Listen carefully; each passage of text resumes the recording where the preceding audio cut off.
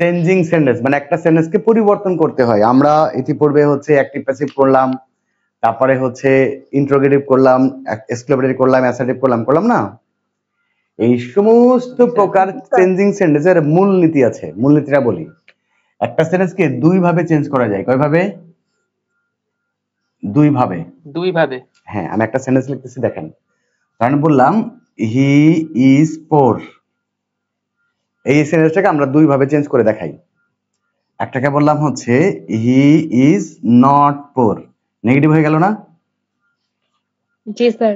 আচ্ছা, আর একটা হচ্ছে হি ইজ নট রিচ, এটা তো হইলো। জি। এখন এই দুটার মধ্যে একটা পার্থক্য আছে। পার্থক্যটা হচ্ছে এই সেন্টেন্সটা পুরো বিপরীত না? জি। আর এই সেন্টেন্সটা অর্থ দেখেন একরকম না? হি ইজ পোর মানে সে গরিব। জি স্যার। আর হি ইজ নট রিচ মানে কি? সে ধনী না। ধনী নাতে কি দিলে? ধনী নাতে কি? গরিব। তাহলে এইটার অর্থ আর এইটার অর্থ একরকম না? জি স্যার। আচ্ছা, এদের পার্থক্য দেখেন, অর্থ দুটারই একরকম, বাট এদের গঠন তো আলাদা। এটা অ্যাফার্মেটিভ আর এটা নেগেটিভ, ঠিক কি না? জি স্যার। তাহলে একটা সেন্টেন্সকে দুই ভাবে চেঞ্জ করা যায়। একটাকে বলা হয় কনভারসেশন অফ সেন্টেন্স, আর একটাকে বলা হয় ট্রান্সফরমেশন অফ সেন্টেন্স। তো এই যে যেটার গঠন পরিবর্তন হয়ে গেল, সাথে সাথে অর্থেরও পরিবর্তন হয়ে গেল, এটাকে আমরা বলি হচ্ছে কনভারসেশন অফ সেন্টেন্স। মনে থাকবে, এটার নাম হচ্ছে কনভারসেশন। এই যে এটার নাম হচ্ছে কনভারসেশন অফ সেন্টেন্স, যেটার গঠন পরিবর্তনের সাথে সাথে অর্থেরও পরিবর্তন হয়ে যায়, এটাকে বলা হয় কনভারসেশন অফ সেন্টেন্স। আর যেটার গঠন পরিবর্তন হয় কিন্তু অর্থের পরিবর্তন হয় না, এটাকে বলা হয় ট্রান্সফরমেশন অফ সেন্টেন্স। বুঝেছেন? জি স্যার।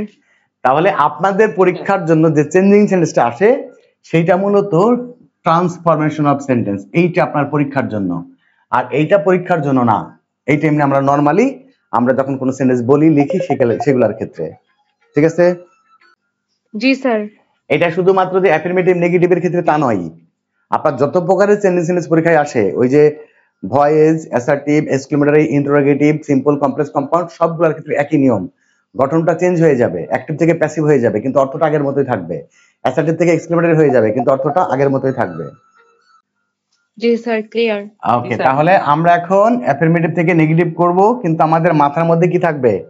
যেটা সেন্টেন্সটা অ্যাফার্মেটিভ থেকে নেগেটিভ হবে অথবা নেগেটিভ থেকে অ্যাফার্মেটিভ হবে, কিন্তু তাদের অর্থের কোনো পরিবর্তন যেন না হয়, ঠিক আছে? হ্যাঁ, তো এই জন্য আপনারা প্রথমত কিছু চিহ্ন মনে রাখতে পারেন। চিহ্নগুলা কি কি? যেমন কোন সেন্টেন্সের মধ্যে দেখেন যে অনলি আছে অথবা অ্যালোন আছে, যদি কোন সেন্টেন্সের মধ্যে অনলি অথবা অ্যালোন থাকে তাহলে নেগেটিভ করার সময় কি করবেন? None but. এই নান বাট, হ্যাঁ নান বাট আর কি nothing but, naan but, nothing but, অথবা নট মোর দেন THAN কিন্তু, হ্যাঁ, অথবা নট লেস দেন, হ্যাঁ নট লেস দেন। তাহলে অনলি অথবা অ্যালোন থাকলে কোন সেন্টেন্সকে যখন অ্যাফার্মেটিভ থেকে নেগেটিভ করবেন, দেখবেন ওই সেন্টেন্সের মধ্যে অনলি অথবা অ্যালোন আছে কি নাই। যদি থাকে, সবসময় থাকবে এরকমও না, যদি থাকে সেক্ষেত্রে আমরা কি করব? None but, nothing but, not more than অথবা নট লেস দেন করে দিব। ওকে, আচ্ছা আমি একটা উদাহরণ দিই আগে। যদি বলি he is only my friend, সে শুধুমাত্র আমার বন্ধু, আর কিছু না। এখন এই যে অনলি দেখতেছেন, এই অনলির জায়গাতে আমরা none but, nothing but, not more than অথবা নট লেস দেন বসাবো। প্রশ্ন হচ্ছে কখন কোনটা বসাবেন? যদি ব্যক্তি হয়, এই অনলি বা অ্যালোনের পরে যে নাউনটা থাকবে সেটা যদি ব্যক্তি হয় তাহলে আমরা বসাবো নান বাট। আর যদি বস্তু হয় তাহলে আমরা তখন বসাবো নাথিং বাট। আর যদি সংখ্যা বা পরিমাণ হয়, সংখ্যা অথবা পরিমাণ বোঝাই, সেক্ষেত্রে আমরা নট মোর দেন অথবা নট লেস দেন দুটোই ব্যবহার করতে পারবো। এখন বলেন তো, তাহলে এই সেন্টেন্সটাকে যদি আমরা নেগেটিভ করি তাহলে কি হবে? হি Is none but my friend. এই জায়গাতে জাস্ট আমরা বলবো নান বাট, ব্যাস। He is none but my friend, সে আমার বন্ধু ছাড়া আর কেউ না, মানে সে আমার শুধুমাত্র বন্ধু। দেখেন অর্থটা দেখেন, he is only my friend এর অর্থ হচ্ছে সে শুধুমাত্র আমার বন্ধু, আর he is none but my friend এর অর্থ হচ্ছে সে আমার বন্ধু ছাড়া আর কিছুই না। তো বন্ধু ছাড়া আর কিছুই না মানে শুধুমাত্র বন্ধু, বুঝতে পেরেছেন? জি স্যার। আচ্ছা আচ্ছা, এখন যদি বলেন I have only a pen, তাহলে এখন কি দিবেন? I have nothing but I have nothing but a pen. পেনটা তো sorry, I have nothing but a pen। দেখেন I have only a pen মানে আমার শুধুমাত্র একটা কলম আছে, আর I have nothing but a pen মানে আমার একটা কলম ছাড়া আর কিছুই নাই, তার মানে শুধুমাত্র একটা কলমই আছে। বুঝতে পেরেছেন? yes sir. তাহলে এখন বলেন অনলি বা অ্যালোন থাকলে এটাকে যদি নেগেটিভ করতে হয় পারবেন? জি স্যার। আর যদি নেগেটিভ থেকে অ্যাফার্মেটিভ করতে হয়, none but, nothing but, not more than, not less than আছে, এটাকে নেগেটিভ থেকে আপনি অ্যাফার্মেটিভ করবেন, তাহলে কি করবেন? সর্বক্ষেত্রে অনলি ব্যবহার করবেন। হ্যাঁ, সব সময় অনলি করবেন, কারণ কি অনলি শুধু অ্যালোন শুধুমাত্র ব্যক্তির ক্ষেত্রে বসে, আর ব্যক্তি এবং বস্তু উভয়ের ক্ষেত্রেই অনলি বসে, বুঝছেন নি? যখন না অ্যালোন পাবেন তখন আপনি ওই যে নান বাট, নাথিং বাট বসাবেন, অসুবিধা নাই। কিন্তু হচ্ছে যখন উল্টা করবেন, নেগেটিভ থেকে যখন অ্যাফার্মেটিভ করবেন তখন সর্বদাই অনলি ব্যবহার করবেন, তাহলে ভুল হওয়ার চান্স নাই, কারণ অনলিটা সবার ক্ষেত্রেই বসে। ক্লিয়ার? জি স্যার। তাহলে অনলি অ্যালোন থাকলে অ্যাফার্মেটিভ আসুক আর নেগেটিভ আসুক, পারবো তো? জি স্যার। আচ্ছা, এইবার আসেন যদি কখনো দেখেন হ্যাভ টু আছে, হ্যাভ টু অথবা হ্যাজ টু অথবা মাস্ট আছে, কোন সেন্টেন্সকে নেগেটিভ করতে বলা হয়েছে এবং ওই সেন্টেন্সের মধ্যে কি আছে? হ্যাভ টু, হ্যাজ টু অথবা মাস্ট আছে। ওকে, হ্যাভ টু হ্যাজ টু অথবা মাস্ট যদি থাকে তাহলে ক্যান নট বাট অথবা ক্যান নট হেল্প বসাবেন, ক্যান নট হেল্প। বুঝেননি? Have to, has to, must এর পরিবর্তে কি করবেন? ক্যান নট বাট অথবা ক্যান নট হেল্প। যেমন দেখেন যদি বলি he has to stay at home, he has to stay at home, তাকে বাড়িতে থাকতে হবে। তাহলে এটাকে যদি আমরা নেগেটিভ করি কি করব? আপনি জায়গাতে আচ্ছা, আপনি ক্যান নট বাটও বসাতে পারবেন, শুনেন, ক্যান নট বাটও বসাতে পারবেন, ক্যান নট হেল্পও বসাতে পারবেন, কিন্তু পার্থক্য আছে। আপনি যদি ক্যান নট বাট বসান কোনো কথা নাই, জাস্ট ক্যান নট বাট বসিয়ে দিবেন, ক্যান নট বাট, অর্থাৎ হি can not but stay at home. আগের তার অর্থ হচ্ছে তাকে বাড়িতে থাকতে হবে, আর নিচেটার অর্থ হচ্ছে যে he can not but stay at home, সে বাড়িতে না থেকে পারবে না, মানে বাড়িতে থাকাই লাগবে। ঠিক আছে? আর এর পরিবর্তে আপনি যদি ক্যান নট হেল্প ব্যবহার করেন, ক্যান নট হেল্প, তাহলে এইখানে যে ভার্বটা থাকবে এর সাথে আইএনজি যোগ করতে হবে। বুঝতে পেরেছেন? জি স্যার। তাহলে হি can not help staying at home, তাহলে ক্যান নট ভার্ব ব্যবহার করলে কোনো চেঞ্জ হবে না, just have to, has to, must এর পরিবর্তে বসাই দিবেন। আর যদি ক্যান নট হেল্প বসাতে চান তাহলে ওর পরবর্তী ভার্বের সাথে অবশ্যই কি করবেন? একটা আইএনজি যোগ করে দিতে হবে। ওকে, আইএনজি যোগ করব। আবার যখন উল্টা নিয়মে করবেন, মানে নেগেটিভ থেকে যখন অ্যাফার্মেটিভ করবেন, কোন সেন্টেন্সের মধ্যে ক্যান নট বাট অথবা ক্যান নট হেল্প যখন দেখতে পারবেন, আপনারা সাবজেক্ট অনুযায়ী হ্যাভ টু অথবা হ্যাজ টু ব্যবহার করতে পারবেন। আর যদি আপনি সাবজেক্ট অনুযায়ী হ্যাভ টু, হ্যাজ টু বসাতে না পারেন, ওকে, সবসময় মাস্ট ব্যবহার করবেন। আপনি যদি এই ক্ষেত্রে ক্যান নট বাট কেটে দিয়ে এই জায়গায় যদি মাস্ট ব্যবহার করেন, হয়ে গেল। আপনি ক্যান নট হেল্প কেটে দিলেন, দিয়ে বললেন মাস্ট, আর আইএনজিটা কেটে দিবেন। উল্টা নিয়মের ক্ষেত্রে আমাদের চেঞ্জ কি? আপনি যে চাইলে সবসময় মাস্ট ব্যবহার করতে পারবেন। ক্লিয়ার? জি স্যার। আচ্ছা, এবার কিছু সহজ নিয়ম বলি। সহজ নিয়ম হচ্ছে যদি কখনো দেখেন ম্যানি আছে, ম্যানি কোন সেন্টেন্সের মধ্যে ম্যানি, এগুলো সহজ। ও আরেকটা কথা বলি, যদি হ্যাড টু থাকে, হ্যাড টুর পরিবর্তে কুড নট বাট, ওইটারই পাস্ট টেন্স আর কি, আর কিছু না। কুড নট বাট অথবা কুড নট হেল্প করে দিবেন, কুড নট হেল্প। অসুবিধা আছে এটা? না স্যার। এটার উদাহরণ দেওয়া লাগবে? না জি স্যার। না। আচ্ছা, এরপরে হচ্ছে যদি দেখেন ম্যানি আছে, ম্যানি থাকলে লিখবেন কি? নট এ ফিউ, ম্যানি থাকলে নট এ ফিউ। আর যদি মাছ থাকে, মাছ, তাহলে লিখবেন not a little, not a little. এই দুটো একটা উদাহরণ দেখেন। কারণ আপনি বললেন I have many friends, I have many friends, I have many friends. আপনার কাজ কি? ম্যানি থাকলে নট এ ফিউ, ওকে? ম্যানিটা কেটে দিবেন, দিয়ে বলবেন নট এ ফিউ, ওকে? আর যদি মাছ থাকে, মাছের পরিবর্তে নট এ লিটিল লিখে দিবেন। এটা তোর অসুবিধা নাই? না স্যার। আচ্ছা, এবার আসেন, যদি কোনো সেন্টেন্সের মধ্যে দেখেন যে ই আছে, ফিউ আছে, ফিউ, তাহলে সেক্ষেত্রে লিখবেন নট ম্যানি। কি লিখবেন? Not many. Not many. হ্যাঁ, তাহলে ম্যানি থাকলে নট এ ফিউ, মাছ থাকলে নট এ লিটিল, আর যদি ফিউ থাকে শুধুমাত্র তাহলে সেক্ষেত্রে লিখবেন নট ম্যানি, ওকে? জি স্যার। জি স্যার। এই পর্যন্ত ক্লিয়ার তো? জি জি স্যার। Sir clear. আচ্ছা, এইবার হচ্ছে আপনাদেরকে ডিগ্রি শেখানো হয়েছে? না স্যার, এখন তো ডিগ্রি শেখানো হয়নি না? আপনাদের ডিগ্রি থেকেও নেগেটিভ আসতে পারে, হ্যাঁ? আমি একটু জাস্ট একটা উদাহরণ দিয়ে বলে দিচ্ছি, আর যখন ডিগ্রি শিখবেন তখন তো শিখেই যাবেন, সহজ বুদ্ধি। সেটা হচ্ছে এই যে সো ডট ডট বা সো বা অ্যাজ, সো অথবা অ্যাজ যদি থাকে, ডট ডট অ্যাজ থাকে, তাহলে হচ্ছে not less, not less dot dot than হয়, হ্যাঁ? তবে এইটা আবার সব সময় হবে না। আপনার একটা জিনিস বলে দিই সোজা কথা, যে যদি সেন্টেন্সটা ইয়ে থাকে, পজিটিভ ডিগ্রিতে থাকে, ওইটাকে হচ্ছে কম্পারেটিভ করলে নেগেটিভ হয়ে যাবে, আবার যদি কম্পারেটিভে থাকে ওটাকে পজিটিভ করলে আবার অ্যাফার্মেটিভ হয়ে যাবে। মানে যেটা থাকবে, পজিটিভ থাকলে কম্পারেটিভ করবেন, কম্পারেটিভ থাকলে পজিটিভ করে দিবেন, সেটা অ্যাফার্মেটিভ হোক আর নেগেটিভই হোক। মনে হয় বুঝতে পারেননি, সহজ করে দেন। সেটা হচ্ছে হি is as, he is as honest as his father. এটা কোন ডিগ্রিতে আছে কোন সে? এটা হচ্ছে পজিটিভ। পজিটিভে আছে, আর এটাকে নেগেটিভ করতে হবে, এটাকে নেগেটিভ করতে হবে। নেগেটিভ করতে চাইলে এটা কম্পারেটিভ করে দিবেন, তাহলে এটা নেগেটিভ হয়ে যাবে। বুঝতে পেরেছেন? আচ্ছা, এখন দেখেন এই সেন্টেন্সটাকে আপনি দুই ভাবে নেগেটিভ করতে পারবেন, মানে দুই ভাবে পজিটিভ করা যায়। সেটা হচ্ছে কি, জাস্ট এই অ্যাজ এর পরিবর্তে কি লিখবেন? নট লেস অথবা নট মোর, আর এই অ্যাজ এর পরিবর্তে লিখবেন দেন, ওকে? হয়ে গেল?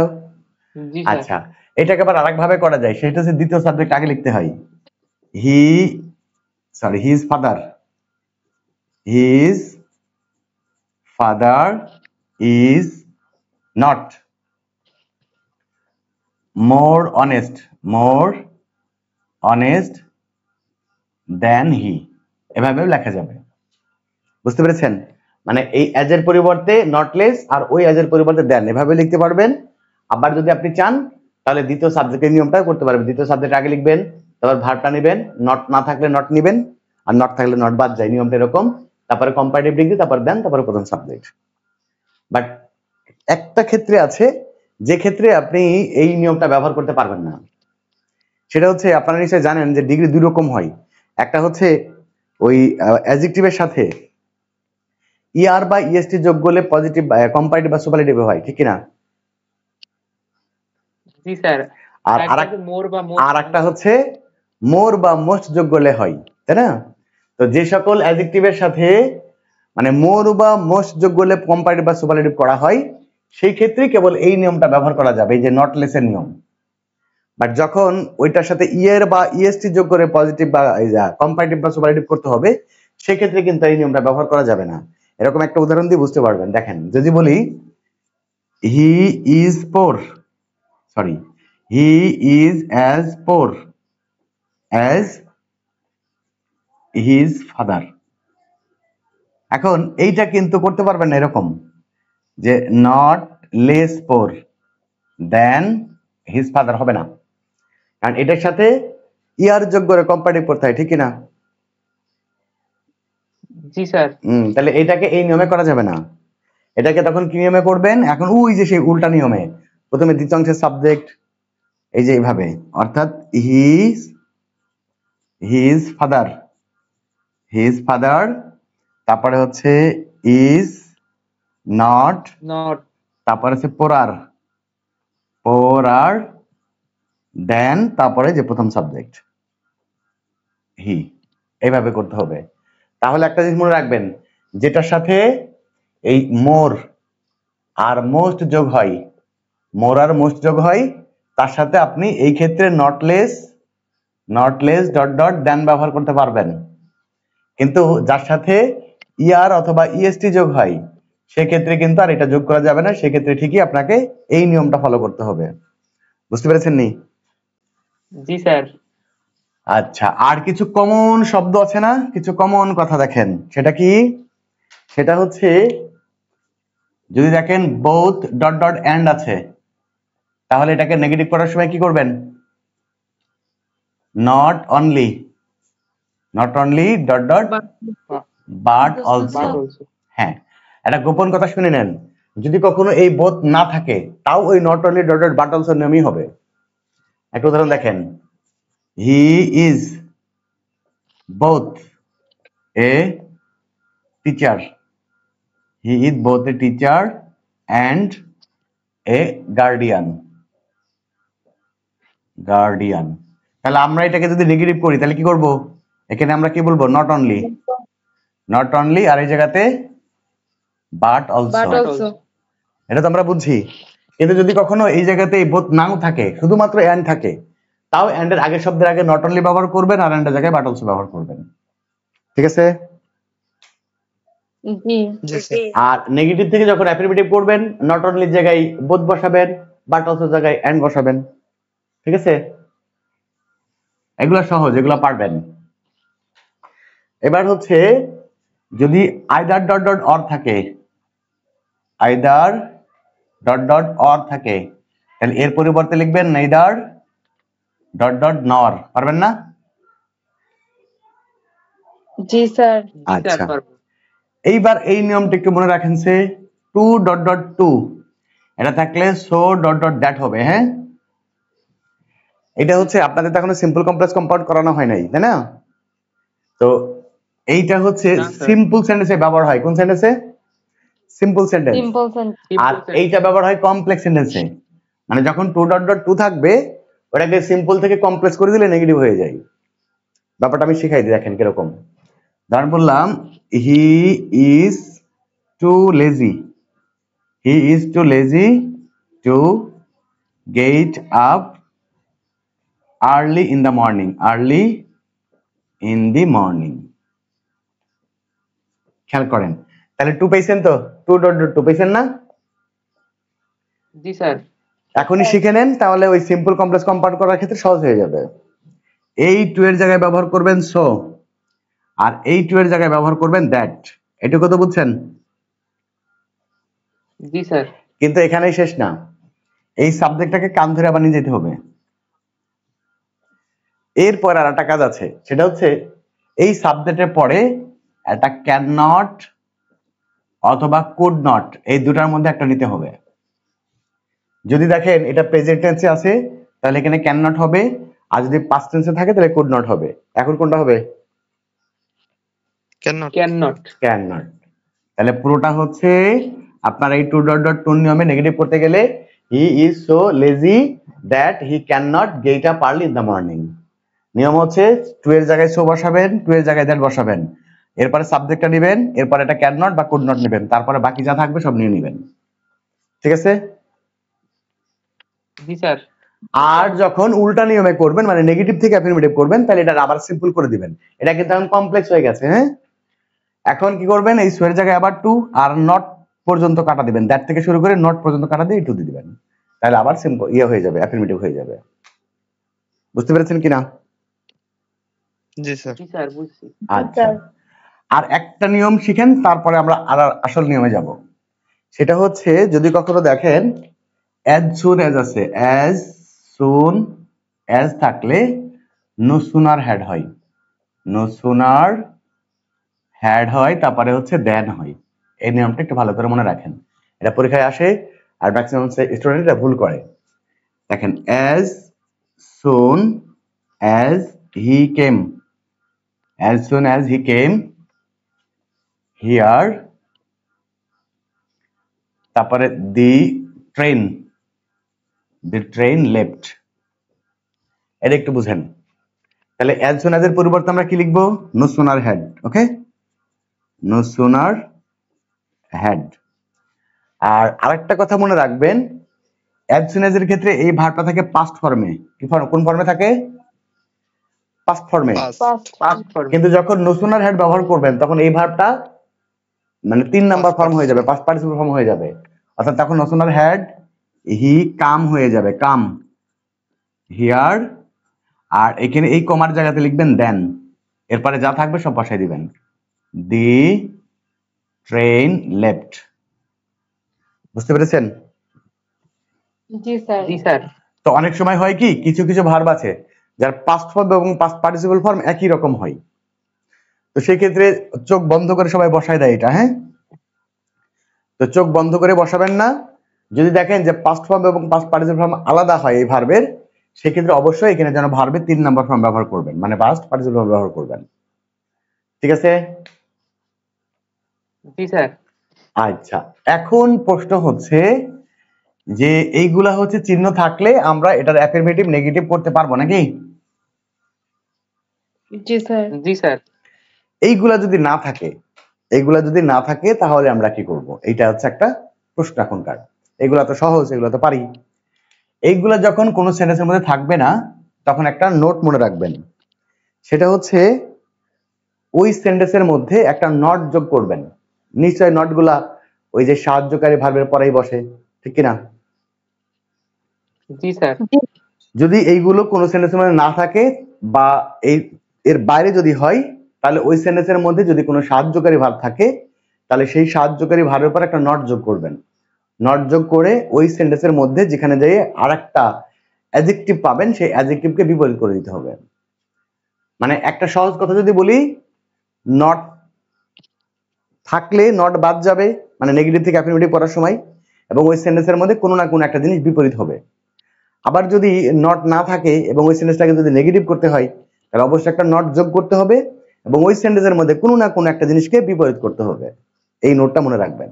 কারণ আমরা বললাম যে হি ওয়াজ এ পোর বয়, হি ওয়াজ এ পোর বয়। তাহলে এটাকে যদি আমাকে নেগেটিভ করতে হয় তাহলে আমাদের কাজ হবে কি, সাহায্যকারী ভারে ভারে নট যোগ করবেন। আর পোরের বিপরীত কি? রিচ। রিচ। তাহলে রিচ করে দিবেন। তাহলে মনে রাখবেন সাহায্যকারী ভারে ভারে একটা নট যোগ করবেন এবং ওই সেন্টেন্সের মধ্যে যদি কোনো অ্যাডজেক্টিভ থাকে তাহলে সেই অ্যাডজেক্টিভকে বিপরীত করবেন। এটা তো বুঝছেন? জি। জি স্যার। আবার যখন নেগেটিভ থেকে অ্যাফার্মেটিভ করবেন তখন কি করবেন? নটটাকে বাদ দিবেন আর যে অ্যাডজেক্টিভ থাকবে সেই অ্যাডজেক্টিভকে বিপরীত করে দিবেন। ওকে? জি স্যার। আচ্ছা, আরেকটা কথা মনে রাখবেন, যদি সাহায্যকারী ভার্বই না থাকে তাহলে কি করবেন? সাবজেক্টের পরে এই 3টা জিনিস বসবে। হয় সেখানে ডোন্ট বসাবেন, অথবা ডাজন্ট বসাবেন, অথবা ডিডন্ট বসাবেন। সাহায্যকারী ভার্ব না থাকলে সাবজেক্টের পরে ডোন্ট, ডাজন্ট অথবা ডিডন্ট বসাবেন এবং ওই সেন্টেন্সের মধ্যে কোনো না কোনো এক জায়গাতে একটা অ্যাডজেক্টিভ থাকবে, সেই অ্যাডজেক্টিভকে বিপরীত করবেন। কারণ এরকম আছে, he leads a happy life, he leads a happy life. এখন বলেন এই সেন্টেন্সে কি কোনো সাহায্যকারী ভার্ব আছে? না স্যার। না তাহলে আমাদের কাজ হবে কি, সাবজেক্টের পরে আমরা ভার্বের সাথে এস আছে এটা কোনো একটা ডাজন্ট বসাই দিব, ডাজন্ট লিড। তারপরে এ, এখন হ্যাপির বিপরীত কি? আনহ্যাপি। Unhappy life. ওকে, আর আনহ্যাপির আগে তার এ বসে না, এন বসে।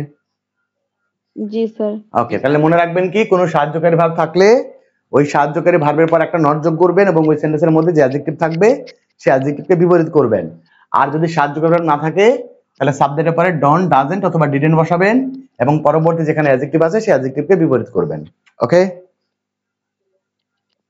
জি স্যার। জি স্যার। আচ্ছা, এখন প্রশ্ন হচ্ছে স্যার ওই সেন্টেন্সের মধ্যে যদি অ্যাডজেক্টিভই না থাকে, হতে পারে তো, অ্যাডজেক্টিভই ধরেন নাই, কিরকম? এরকম আছে দেখেন, সেটা হচ্ছে she loves gardening। বলেন এই সেন্টেন্সের মধ্যে কি অ্যাডজেক্টিভ আছে? না স্যার। না স্যার। যদি অ্যাডজেক্টিভ না থাকে তাহলে ভার্বকে বিপরীত করে দিবেন, অর্থাৎ she ডাজন্ট Hate. লাভের পরিবর্তে কি Gardening. হেট হেট গার্ডেনিং। Eight. বুঝতে পেরেছেন? জি জি স্যার। স্যার। তাহলে সর্বশেষ নোটটা শোনেন, অ্যাফার্মেটিভ থেকে নেগেটিভ বা নেগেটিভ থেকে অ্যাফার্মেটিভ করার সময় সর্বশেষ নোটটা হচ্ছে ওই যে এতক্ষণ যে বক্স মানে যে চিহ্ন দিলাম কিছু, ওই চিহ্নগুলা দেখবেন আছে কিনা। চিহ্নগুলা থাকলে তো ঝামেলা শেষ, চিহ্নগুলা অনুযায়ী করে দিবেন। আর চিহ্নগুলা যদি না থাকে তাহলে বুঝবেন ওই সেন্টেন্সের মধ্যে যদি অ্যাফার্মেটিভ থেকে নেগেটিভ করেন তাহলে কি করবেন, একটা নট যোগ করবেন এবং ওই সেন্টেন্সের মধ্যে কোনো না কোনো একটা জিনিসের বিপরীত হবে। আবার যদি নেগেটিভ থেকে অ্যাফার্মেটিভ করেন তাহলে নট বাদ যাবে আর ওই সেন্টেন্সের মধ্যে কোনো না কোনো একটা জিনিস বিপরীত হবে। এই নোটটা শুধু মনে রাখবেন, ঠিক আছে? জি স্যার।